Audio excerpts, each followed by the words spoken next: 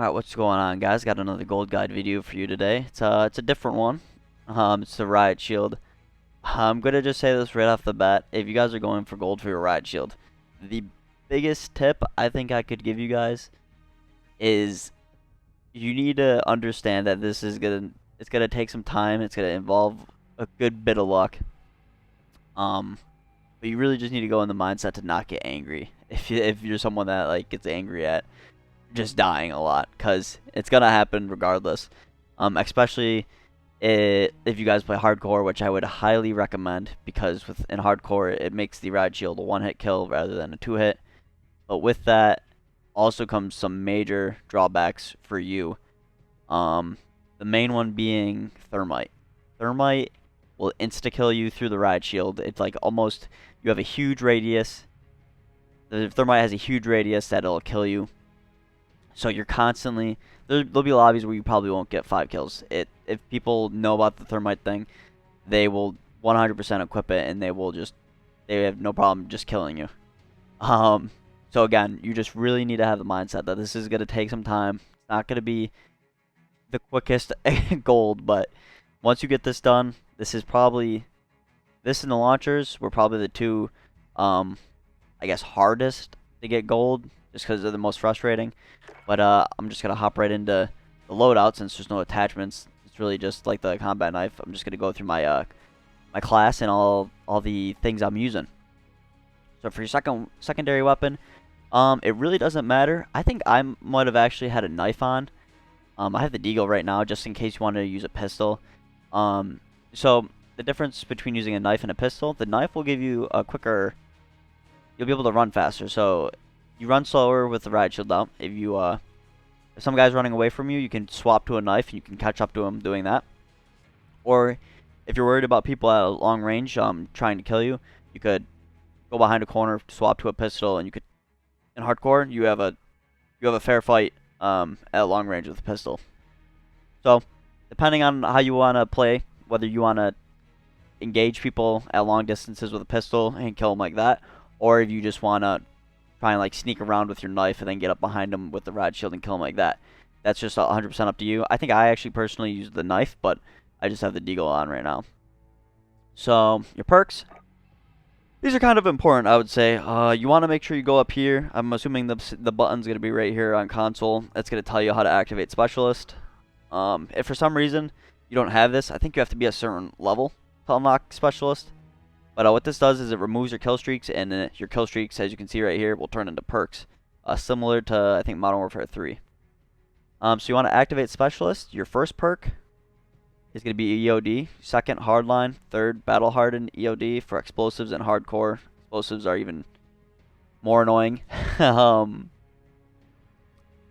don't know if EOD helps you with thermites, to be honest. But they'll still, like, if someone sticks your Riot Shield with thermite, you'll still insta-die. There's no saving you there. Hardlined, what this does is it knocks down all these kills by 1. So instead of 2 kills for this next perk, you only need 1.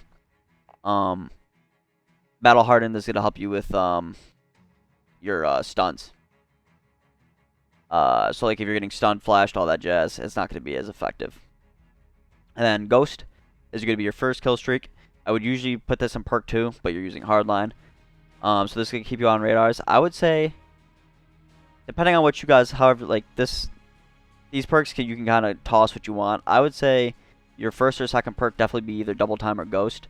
Double Time is going to help you with your crouching speed. That'll help you with your Riot Shield, because you have to crouch. Yep, that's another thing. When you're using the Riot Shield, you have to learn when to crouch and when not to crouch. So at long distances, you want to be crouched. That way people aren't shooting your feet, because in hardcore, 2 shots to your feet, you're dead. But when you're up close, people kind of start to panic because you have a shield and they can't kill you easily. So if you're like in the offices, say on Shoe House, you basically just want to be standing up. You just want to push into that guy. You just want to get right up in his face and kill him. So the Double Time will help you with that crouching speed and your tactical sprint if you're trying to catch up to people with like that knife out. That'll help you there. And then Restock, this is basically just going to help you with your equipment. So Stunts, which are actually pretty useful for this build, or going for gold for your Riot Shield.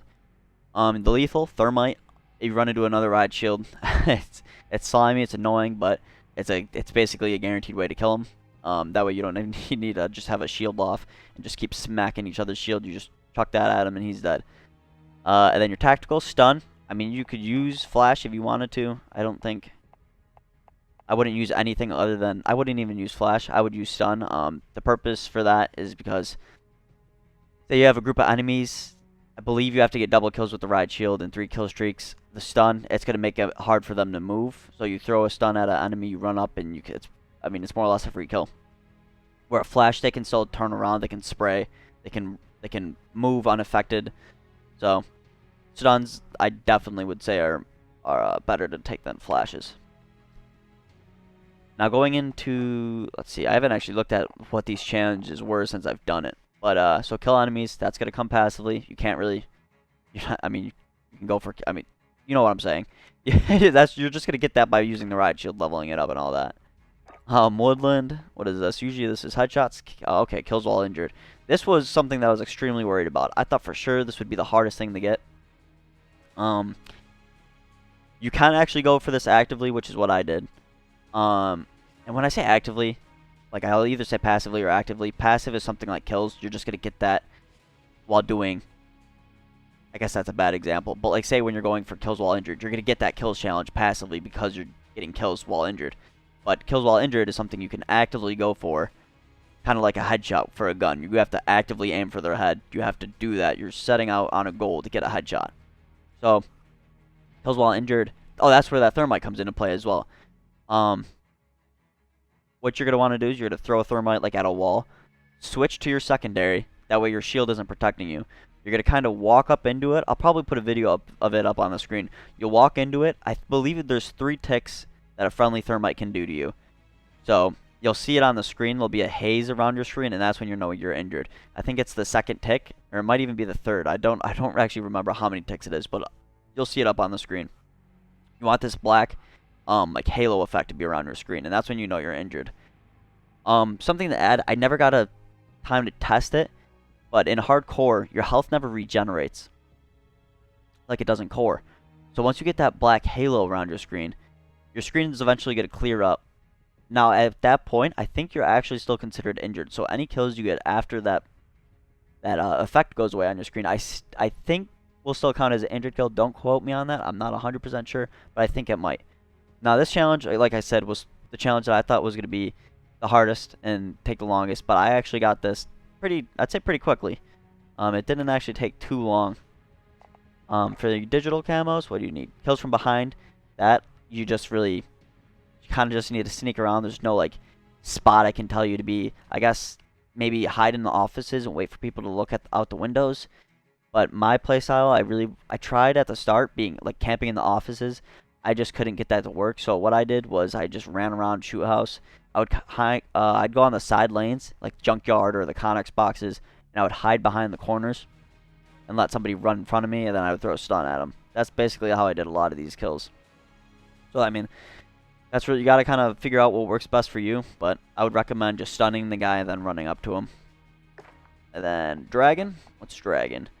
Kills while dead silence. I mean, self-explanatory. You're gonna have to put on dead silence. Just flip that. Splinter is gonna be crouching kills. Again, self-explanatory. Crouch before you get the kill. A little tip.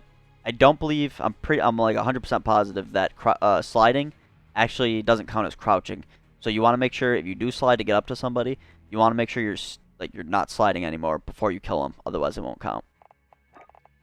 Topography. Kill 2 enemies without dying. These ones are kind of annoying. I actually think, do you need to get 3 kills without dying? Yeah, you do. This one wasn't too bad. I think Skulls ended up being my last like camo that it needed to get completed. But 2 kills wasn't that bad. Especially again if you're using the stuns, stun a group of them, and you should be able to kill a couple of them. Your tiger camo. Now this was weird to me. I mentioned it in my combat knife one. I don't know if this is still the case, but it seemed like it was glitched because I got this without even ever going for it. So I don't know whether the smoke, like, my friend told me that the smoke radius, I don't even know how to describe it. They don't need to be like it says they have to be near smoke, But from what it seemed like, they can be really far away from the smoke, and it'll still count as a kill while they're near the smoke, which is good because this would be a pain in the butt if it wasn't like that. But I guess for when you guys are doing this, equip a smoke and then just throw the smokes and try and kill them. I don't have really any easy tip, easy strat for you guys to do to get this and make it super easy for you. So I apologize for that. Is this the same thing? Get buzz kills. This, yeah. I mean, that's again, this is passive. You just gotta hope someone's on a kill streak when you kill them. Hopefully they're running like personal UAVs or something. Reptile, execute finishing moves.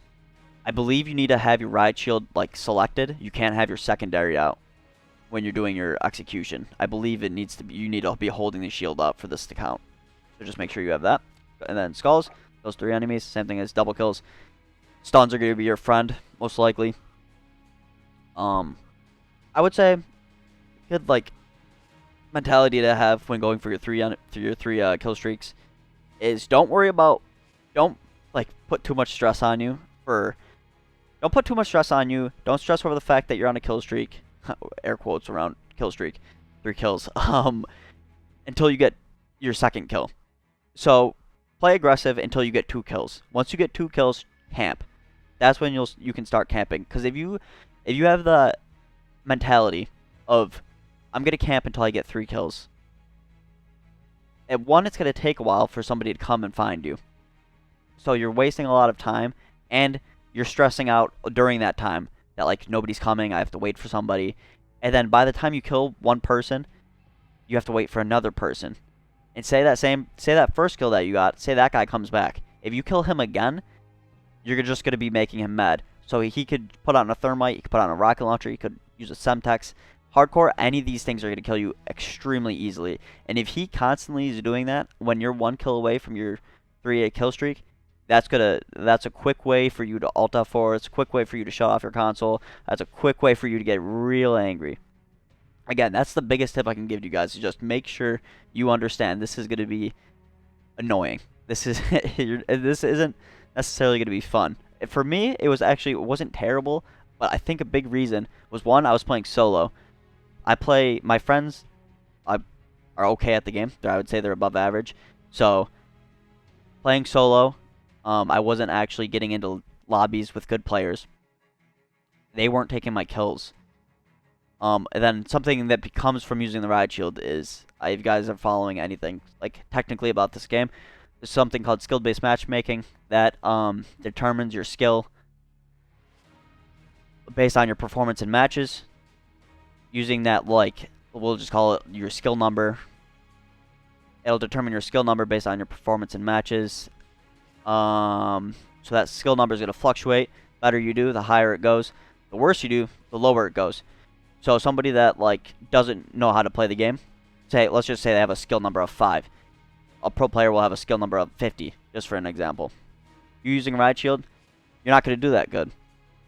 Now you can be a good player, have great game sense, but since you're going to do bad, your skill number is going to go down. With that being said, you're going to get into lobbies with people that don't have good game sense. They're just generally not as good as you, which actually is going to be beneficial for you because you'll be able to outplay them with your game sense, even though you're putting yourself at a disadvantage with a riot shield. So that's something to keep in mind. Even though you're doing bad, it's a good thing for you, and that's a good way to keep you from getting angry and shutting off your game. Is just know that the worse you do, the easier it will become for you. I don't think I pretty much covered everything, I believe. For me, I did this in one sitting. I played for 6 hours straight. Had that mentality that I wasn't gonna get angry. Kept in mind the skill-based matchmaking. Played solo. You're gonna have to play smart. It's really, that's the biggest thing. Honestly, it's just you need to just not get mad at this. It's gonna be annoying. But once you get it done, it feels great. It's probably the hardest thing you have to do in the game to get Damascus. But once it's done, it's done. You're smooth sailing from there. I guess I would say use your double XP tokens on the riot shield. Wait for a double XP weekend, something like that, or double weapon XP, and then go for it. Just get it done, and then and then you pretty much you're good to go from there. But if you guys have any other tips, or if you want any other tips, or if you have any other tips, just leave them in the comment section for anybody that stumbles along this video. But yeah, if you guys have any more questions about like what I did to get this or any gun, just leave it down in the comment section below. If you guys did like the video, give it a like. If you didn't, there's a button for that as well. I always feel weird asking, I say this every time, I always feel weird asking for people to subscribe, so I'll put a little clip of Jev explaining that whole deal right now. But I'm going to get out of your hair, guys, and I'll see you in the next video. See ya. Jev is such a lame. He used to mock people for asking for subscribers, and now that's all he does. It's like, dude, the analytics between a video where you tell somebody just adding, hey, can you subscribe, versus not. It's actually insane. It's literally a friendly reminder that you can subscribe. I ain't begging for shit. I got enough. But if you want to subscribe, I appreciate it.